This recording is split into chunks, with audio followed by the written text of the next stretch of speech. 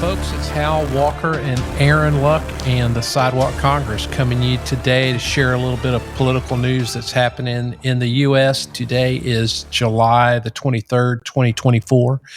And as we've been talking to you lately, we had the attempted assassination of President Trump. And yesterday, Miss Cheadle, formerly of PepsiCo, now running the Secret Service, actually spoke to some congressional members, and she was called to task. She was actually subpoenaed to go down there. A lot of people said don't bother watching it, but we went ahead and watched some of it because quite a bit of it is fascinating. It's amazing how the director doesn't know anything, and she just kept putting off the congressional representatives that were asking her questions about all that. Aaron, how are you doing today? What's new with you? Oh, not much. Doing just fine. Yeah, just kept kind of probably watching the same stuff you've been watching and listening to some things here and there when I can, and just been a remarkable 10 days here in our country, and that's about all I know to say about it. It's been unprecedented 10 days in our country for sure. It certainly has been. A lot of people talk about during an election year what happens in October. What's the big October surprise? And at this point, I'm just about hoping we don't have one because so much has happened already. I would be concerned about what could actually happen in October. So I'm going to get right to a clip, folks. This is Congresswoman Luna, and she's questioning Miss Cheadle. And the reason we bring you these clips is you may not have access to these things, and we just think that it's great that we can pull these things together in one episode with the Sidewalk Congress. You can hear some of this information and kind of get yourself updated as to what's happened. So this is what happened yesterday. Take a listen to this, folks. Director Cheadle, can you please give me the names of the individuals who are in charge of your con-op for the rally? I'm not going to release names. Can you give me the today. titles? And how many individuals? No. We had a full advance team that was responsible for advancing How many the site. people are the final approval authority? There are a number of people Can you that give me a are number? Engaged in approving Can you the give plan. me a number? No, I do not have Okay. a firm number. Can you just confirm whether or not, I understand this is an open investigation, but in order to dispel conspiracy theories, have you guys been able to subpoena the shooter's Discord records, or has the FBI, to your knowledge? I believe that the FBI is working on those. Okay.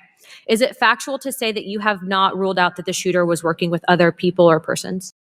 Again, the FBI is conducting the criminal investigation into Can the you, shooter. at least in an effort to dispel conspiracy theories, can you confirm or deny that? At this time, we do not have that there were any other people engaged. So you believe he was acting alone? I do. Okay.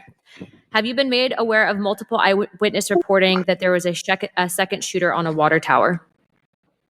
I do not have any information related to any second shooter. Okay. The reason I asked that is because according to testimony from multiple witnesses, they did report that. And again, to my understanding, there were over 40 sniper teams that were briefed by the Butler ESU.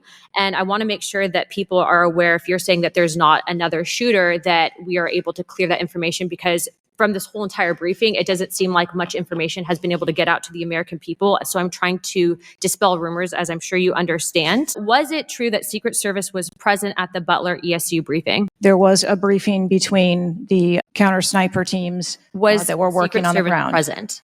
Yes, to my knowledge. Okay, I want to read you a report from people that seem to be throwing you under the bus and stated that they were in attendance and that Secret Service was not in attendance at the security briefing, according to individuals with knowledge, to also include that the AGR building where the shooter Thomas Matthew Crooks was located was actually not a part of their security perimeter for that. So there was not Secret Service present. It seems as though that when you were asked earlier from Rep. Kristamorthy about whether or not Secret Service was aware of a threat, you had said no, they were unaware of a threat. And yet, according to communications, again, from law enforcement that were in some of these group chats, they actually had reported that Secret Service was made aware of a threat at around 5:59 p.m. as a part of the command, including Secret Service, aware of messages and requests about information about the suspect's location. Can you please tell me if you have knowledge of that at all? Again, I think we're conflating the difference between the term threat and suspicious But you guys did have knowledge at 5:59 p.m. according to those group chats, did you not? of a suspicious individual. Okay. Chairman, in my opinion, according to some of the testimony today, I feel that you have perjured yourself in some instances. And so I'm going to ask for a full review of the transcripts by staff. And if you find that to be the case, I do ask that you bring perjury charges against the director. I will say this, it is very frustrating. And I've talked to my colleagues and we've said it to your face that you have been up here basically stonewalling our ability to get the answers to the American people. And what I will also say is that every single member of Congress does not feel safe with you in charge. You have heard that. And I think that we are all sitting ducks with you in directing the Secret Service currently. But more importantly, it sends a message to our adversaries that we are not protected. And we are one of the strongest countries in the world. So you have essentially made us a less safe country because of it. As a result of that, I'm asking you to formally step down. I share my same opinions as my Democrat colleagues. And I also think that your efforts to bring forward a full investigation and report in 60 days is unacceptable. And as a result of that, I'm going to do everything in my legislative toolkit to ensure that that happens sooner rather than later. And I'm sure that you know that we brought a vote on inherent contempt against Garland for essentially blocking a congressional investigation. And I don't think that you should be any different. So I will say that I am just completely disgusted by your performance today. And I understand that you're probably in a position where you're being told not to testify, which is why we had to subpoena you. I think that goes back to Garland. But again, that is part of the flushing that we need to get out of Washington, and I would be happy to assist in that process. Chairman, I yield the rest of my time. Woo! Anna, Paulina, Luna, bringing the heat. What say you, Aaron? Yeah, I mean, I think she summed it up. I mean, but the problem is, Hal, is that this is all congressional hearings. It's just such an utter and complete waste of time. I mean, these folks, doesn't matter who it is, you bring them up in front of Congress, they're not going to answer any questions. They never do. They fiddle fart around and sidestep all the questions, and you're never going to get to the bottom of any of this. It's just the way it is. It's the way it's set up, and I think a lot of people are forgetting. There's 5 victims here. You've got the guy that was shot in the back of the head by his family. You have 2 other bystanders. You got Donald Trump. But let's not forget, there's a 20-year-old kid dead. And he's dead because of his own actions. But he shouldn't be dead. This should have never happened. And we talked about this last week. This should have never happened. That kid should be alive and maybe getting help, maybe in jail, maybe, but he's got a family too. There's a whole nother family that no one's even thinking about or addressing in these hearings that had to put a son in the ground. And no matter what you think of this kid, he had parents. He probably has family that loved him very much. And it's just so frustrating because people deserve answers. And I know, again, I'm going to sound different than most, but that family of that 20-year-old deserves answers. They need to know why their son wasn't stopped at what should have been the most secure event going on in the United States of America on that day. How did that happen? But we'll never know how it happened because everybody's going to blame everybody else. Well, some of the failures that have been discussed recently from good sources say that originally there was a local group of law enforcement officials, so maybe state, county, or city guys that were supposed to be stationed on top of that building that had been at some point and left their post because they became hot. They were actually the guy inside the building that he climbed up on.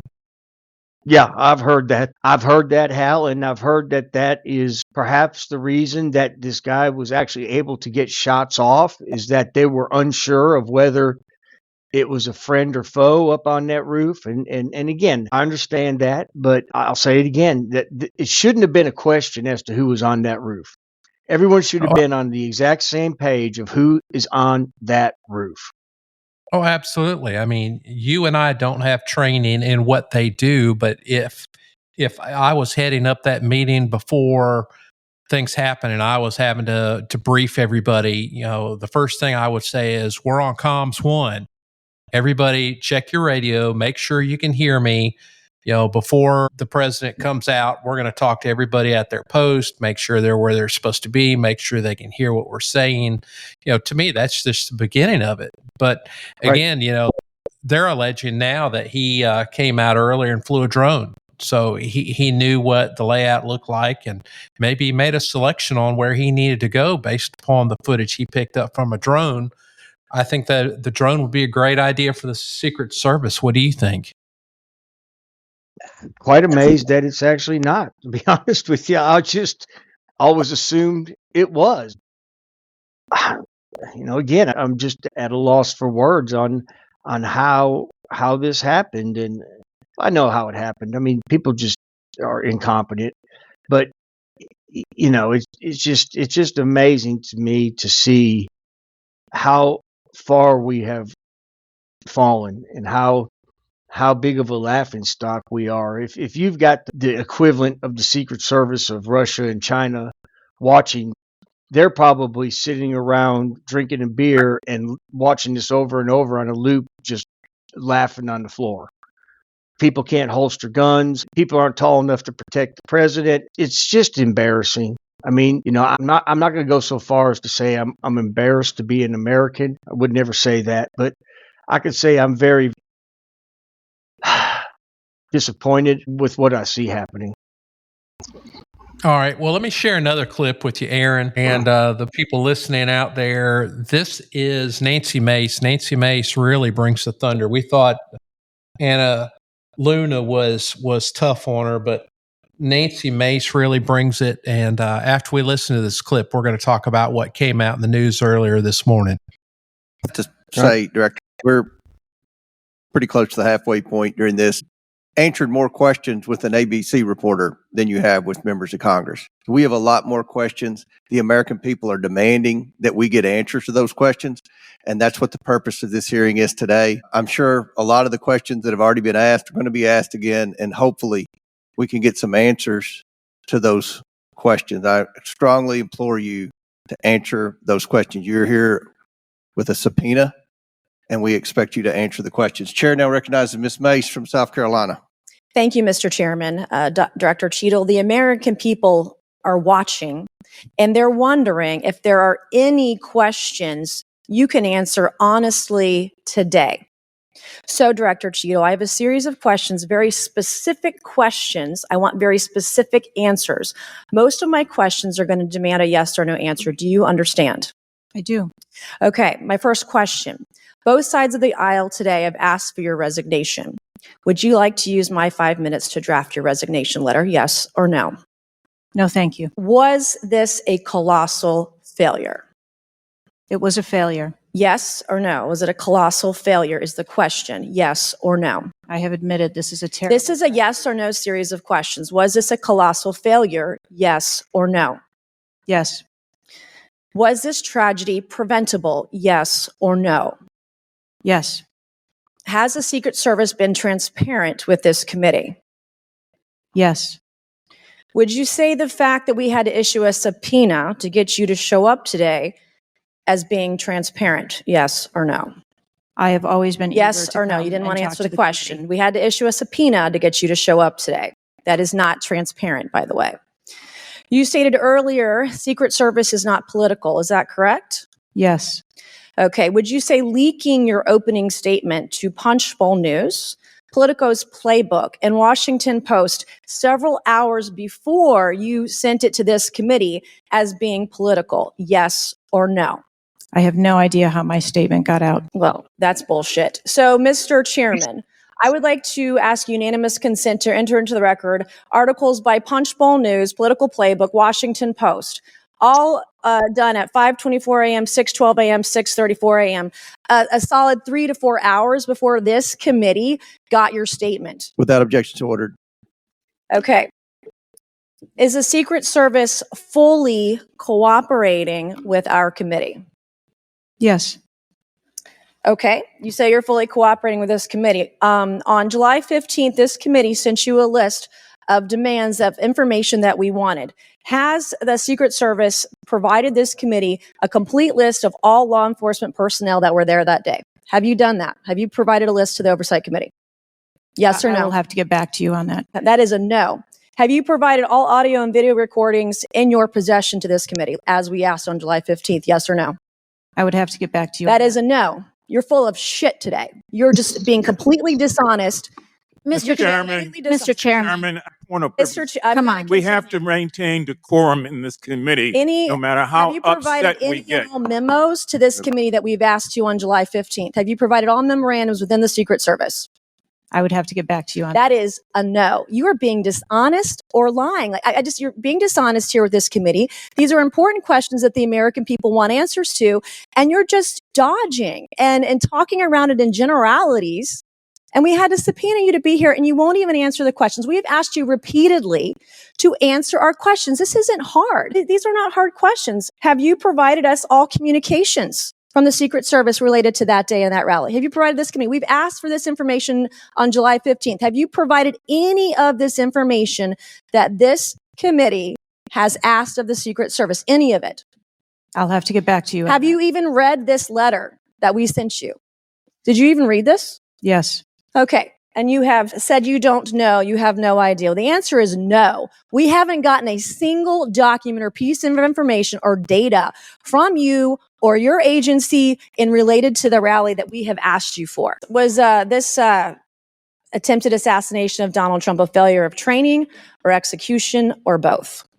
I think that those are answers that we need to examine. Training, execution, or both? Which one? I think those are answers. All right. How many Secret Service personnel have lost their jobs due to this colossal failure? At this time, none. How many Secret Service personnel have been required to take a refresher course on how not to let people shoot Donald Trump? Our personnel are currently operational. We are examining the facts of this investigation, and we will make the changes necessary. What time did law enforcement become aware that there was an individual on the roof with a clear line of sight to President Trump? I am still verifying timelines. Of course, 9 days in, you have no answers. How many minutes went by between the time law enforcement saw and took photos of crooks and the shooting? How many minutes? I am still verifying timelines. 57 minutes. Thank you, Mr. Chairman, and I yield back. That was yesterday, and she says no Secret Service people have lost their job. Do we have an update today on that? I think she may now be the only one. I don't know that you would say she lost her job. She resigned her job, but to my knowledge, that's the only person I'm aware of. Yeah, she did. This morning, she came out with a press release at about 9:30 Central Time saying that she was resigning her post. But, my question is, does that take away Congress's ability to hold her in contempt? Does that mean that she's no longer under their subpoena? Does that mean she's just going to disappear into the shadows and not answer any questions that may incriminate some of her bosses? I don't think so. I think Congress's subpoena is far beyond, they could subpoena me or you up there if they want to. But again, I think at this point, though, she's probably not going to voluntarily answer any questions and maybe even, refuse to answer questions on the Fifth Amendment because, she's just digging herself into a deeper and deeper hole. Nothing she says is going to help. If she came to me, I would certainly tell her you don't need to do any more talking to anybody. You need, like you just said, you need to try to go disappear somewhere. It's just the way it goes, That's all I know to say about it. It's just the way. Yeah, I'm pretty sure she's lawyered up by now that she's not going to be talking to any more people. She's going to be CYA-ing herself and, hoping all this kind of goes away. I wonder if PepsiCo will take her back, or has she kind of missed out on that one as well? One of the senators that are congressmen that spoke today or yesterday too was Lauren Boebert out of Colorado, and she specifically asked if she used on her work phone or if she had a personal phone, which she said she did, some covert apps like Signal, where you can communicate, and those things are kind of held to a higher standard of security than text messages and phone calls. And she answered in the affirmative to those things. So here we have the director or former director of the Secret Service that's using covert ways to hide her conversations. And, I think one of the further questions needs to be, did you have any of those covert conversations through the Signal app or anything similar relating to January 6th or the cocaine that was found in the White House? Yeah. And again, that investigation, if I'm not mistaken, also fell to the FBI, just like this one has. And I don't know that we're going to ever get any answers from them as well. I know we didn't in the White House cocaine. That just seemed to baffle them as to how it would be humanly possible to get fingerprints off of a plastic bag.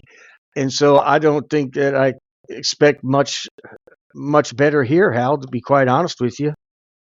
Yeah, I don't think we're going to get it. That's why what little hope I have is lined with these committees that are actually interviewing these people, because major news sources are no longer going to cover these things. They've become too political, and so where do we get our answers from? If you've got answers or questions that need to be answered, where do they come from nowadays? Once upon a time, we had reporters that would get out there and get dirty and do research and interview people and put together news articles and tell us what has happened. But we don't see that anymore. But my concern is like yours for the FBI.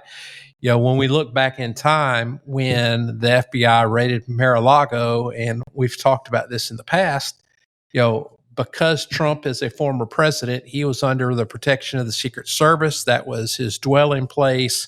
They provide security there, but they allowed the FBI to go into Mar-a-Lago with guns and everything because they were looking for documents. I don't know why they needed guns, but if the FBI needed to go into the White House today, I'm very confident that they'd have to leave their firearms up front with the Secret Service in order to gain access to those grounds. But that just goes to show you, the current administration is treated very different from prior administrations. And yes, the current administration does have the ability to hire and fire and things like that. But it just seems that government is very different than it was. It doesn't seem like it's something for the people anymore. It seems like government is just another tool for the politicians. Yeah, I wonder about that, Hal. Is it because we just have so much access to information and we're just all so overwhelmed with information, and that we know, whether for better or for worse, we know everything that's going on, or as you maybe seem to be suggestion, are we actually becoming just more and more lax? Or I don't even know if that's the right word, but it's not just at a federal level, it's at all levels. I'll give you a little story. I saw a guy yesterday walking on I-85 in the fast lane, in the middle of the fast lane, when I was going home from, and he looked discombobulated. So I called 911. How the phone rang for 4 minutes. That happened at like Jackson Hospital, and people who are listening that don't live in Montgomery, Alabama, this is going to make no sense to them. But I hung up when I got to the airport exit. The phone rang that long and no one picked up 911. If I would have been calling because I was having a heart attack, I would have been dead. I guess my point is that I don't know if we're just failing at all levels of our government. It just doesn't seem to be stuck on a federal level. Maybe more magnified or worse, but it seems to be just a failure from. Well, I'll give you a thought. Once upon a time, politicians were people that wanted to serve, and it's gotten to where you cannot run for public office unless you have a lot of money. So the common everyday person, it's nearly impossible for you to run for public office. You may get away with a city council job or a mayor job in a small town. A state race, No, first of all, with a state race, you're going to have to be in session for about 4 months out of the year. Well, who could just leave their livelihood for 4 months and go sit, in our state in Montgomery and handle their legislative duties? Well, not very many people can unless you're well off and don't really need to be working. But, at a federal level, you're just absolutely not going to see anybody out there that highly funded or well off financially to themselves that can afford to do that job, because again, they can't leave their family, they can't go without work in order to serve the people of the United States or their state or their county.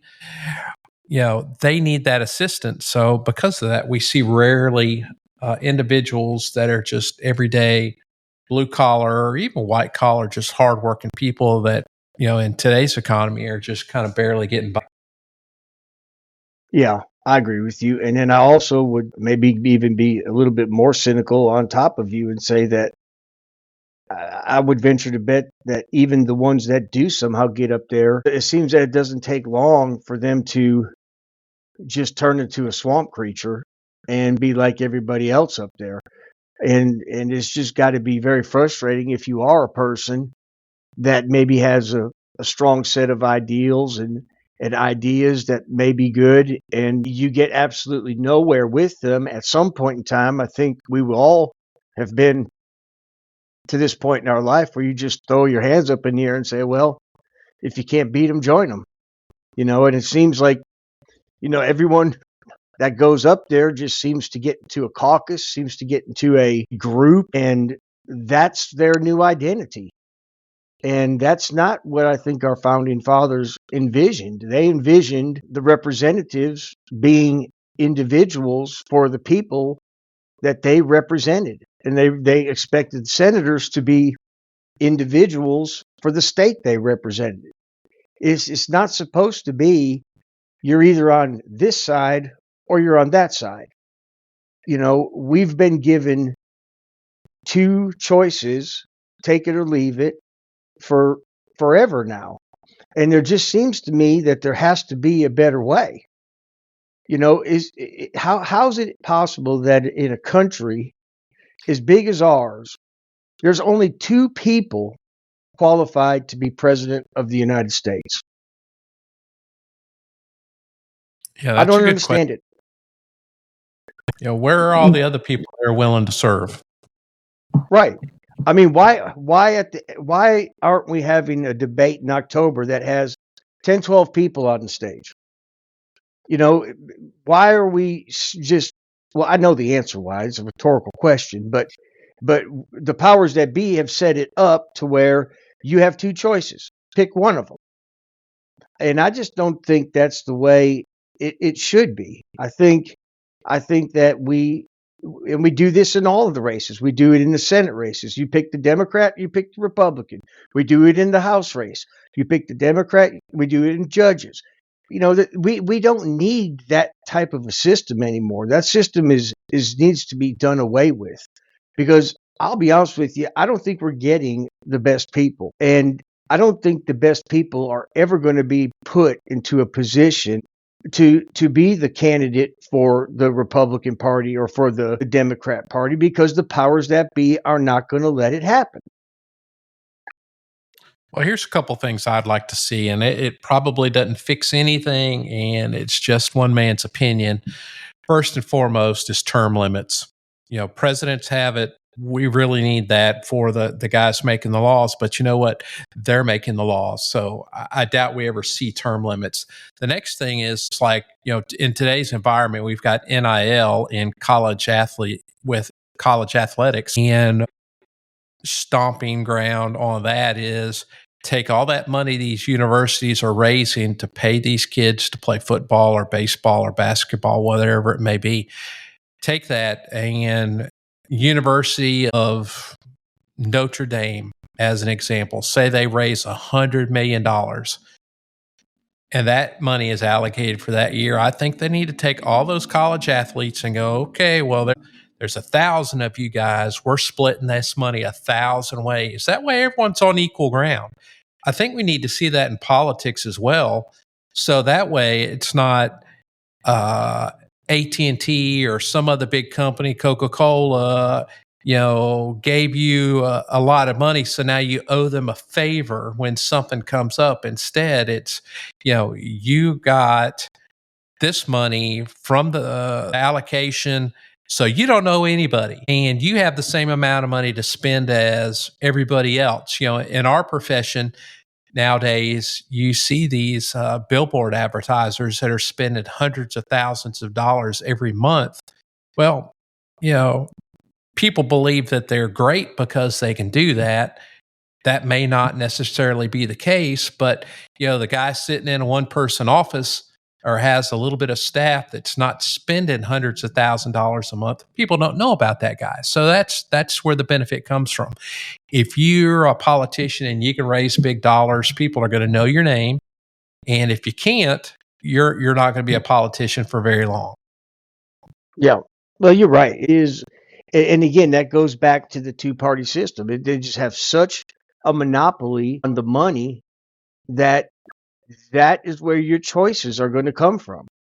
Until, and years ago, I think it was my first presidential election I ever voted in was with Ross Perot, who was a viable third-party candidate, and there hasn't been one since. JFK Jr. this year, he's viable. Is he going to win? Probably not, but at least he's drawing a at least high single-digit polling. But again, until that all changes, and like you just aptly pointed out, it's all about the money.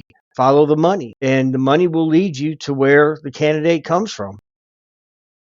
And I think when you're talking about Ross Perot, looking back to those days, he was somewhat self-funded. He was very well off and was able to take care of a lot of his needs politically until they were able to kind of build up some momentum and get some donations in. But when we're talking about money, let's talk about Kamala Harris. Joe Biden, sniffing Joe, he decided not to run. Thank the Lord.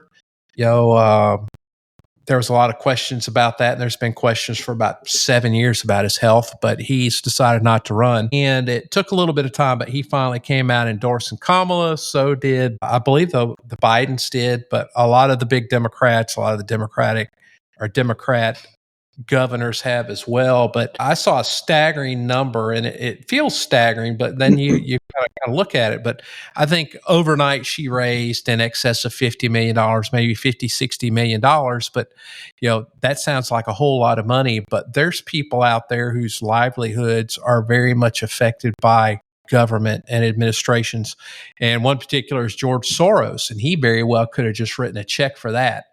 Just like on the Trump side, we've got Musk, who's committed to $45 million every month as we head up to the election that he's going to give the GOP to fund their activities. So, just talking about raising money, that's a staggering amount of money. But it sounds like she's going to be the person. So now she's got to find a running mate. But there's a few things I want to remind people about her. Exactly what have you done, Kamala? Probably her biggest thing was being the czar of the border. And, let's just look at what's happened. I mean, what has happened down there? Nothing. Everybody's come in. There's no more wall, no more fence. It's like she's just willing to let people in. Let's listen to what she has to say about the border. We've been to the border. So this whole thing about the border, we've been to the border. We've been to the border. You haven't been to the border. And I haven't been to Europe. So there she is. The border czar hasn't been to the border, folks. And she very well could be the leader of the free world in about 6 months, 5 months. So that's a scary fact there. She was given one job to do, and that's to take care of the border. But something else we need to think about as we're heading into that election is, if Joe's been as bad off as we're all thinking, who's been calling the shots? Has it been Kamala? Is she the one that's on the hook for all these bad decisions that have happened? I just don't know. But I've got great concern moving forward if she's going to be the person. But everybody on social media has already started saying, if you say anything about her being a DEI candidate, that you're going to be labeled a racist, you're going to be labeled a bigot, whatever it is, you're going to be labeled some type of hater. But really, Biden chose her because she was a minority female. Her background wasn't that great. She prosecuted cases in the state of California, and I believe did some legislative duties over there as well. It's not like she came into the mix with a great. No, I agree with everything you've said, Hal, and she's basically cut from the same cloth as Joe Biden.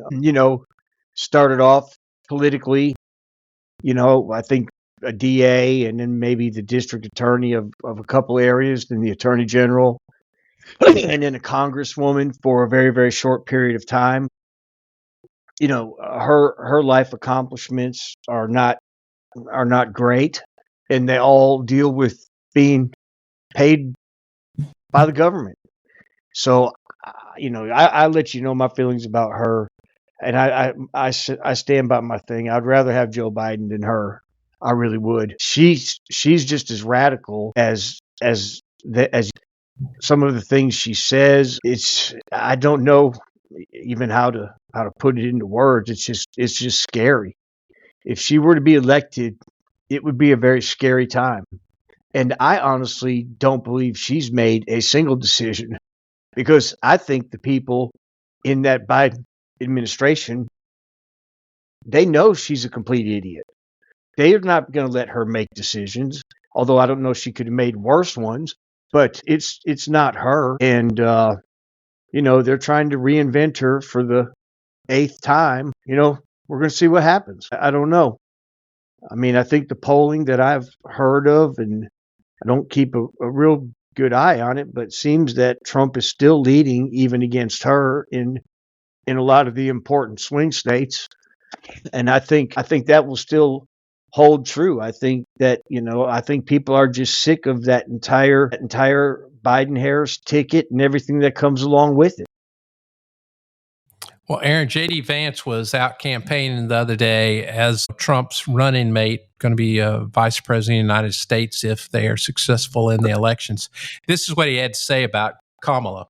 Borders are. How's our border doing, ladies and gentlemen? She hasn't talked to the chief of Border Patrol a single time in her entire tenure as border czar. Remember, on her very first day in office, she and Biden suspended deportations. They stopped construction of the border wall, and they re-implemented catch and release. The border crisis is a Kamala Harris crisis. Let's not let her ever forget. Let's never stop reminding her of that fact. And let's never stop reminding people the fact that when President Trump was president, we had a secure border and we put our citizens first.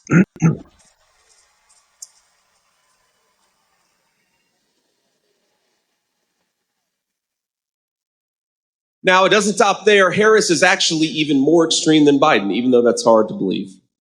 She wants to totally decriminalize illegal immigration. Well, Kamala, if you stop making it a crime to come into this country illegally, you're just going to invite more and more illegal aliens. And we know that communities like Radford and Middletown, we're the ones who suffer the consequences.